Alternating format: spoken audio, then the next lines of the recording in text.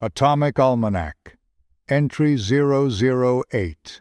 The War of Minds. By the late 1980s, artificial intelligence had divided into two warring camps. Each claimed to hold the secret of mind itself. Neither would accept surrender. On one side, the Connectionists, David Rumelhart, James McClelland, Jeffrey Hinton. They believed intelligence emerged from simple connections, like neurons in a brain. Millions of stupid units, learning together, becoming smart.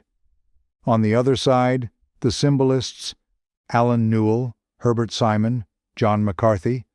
They insisted intelligence required symbols and rules, knowledge as logic, thinking as computation, mind as a program. The Symbolists had built expert systems that could diagnose diseases, configure computers, prospect for oil.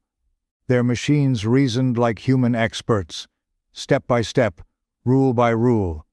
Intelligence was explicit, understandable, controllable. The Connectionists countered with a different vision.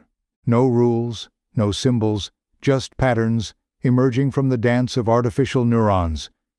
Their networks couldn't explain themselves, but they learned things no one had taught them. The war wasn't just technical. It was philosophical. What is intelligence? Is it logical reasoning or pattern recognition? Do minds compute with symbols or with signals? The Symbolists argued their approach was transparent, explainable. Intelligence must be rational, they said. We need to understand what the machine is thinking. The expert systems could show their work. Every decision had a reason. The Connectionists called this brittle, artificial. Real intelligence is intuitive, they argued. Brains don't follow rules, they learn patterns. Children don't learn language through grammar books, they absorb it through exposure. By the early 1990s, both sides seemed to be winning. Expert systems ran corporations, neural networks recognized voices, but neither could build what they'd promised: general intelligence. The Symbolists' expert systems knew everything about nothing. Brilliant in narrow domains, helpless everywhere else. The Connectionists' networks learned everything about anything, but couldn't explain what they'd learned or why it worked. What neither side understood was this: they weren't building intelligence, they were building tools. Today's AI uses both approaches. Deep learning networks extract patterns. Symbolic systems apply logic.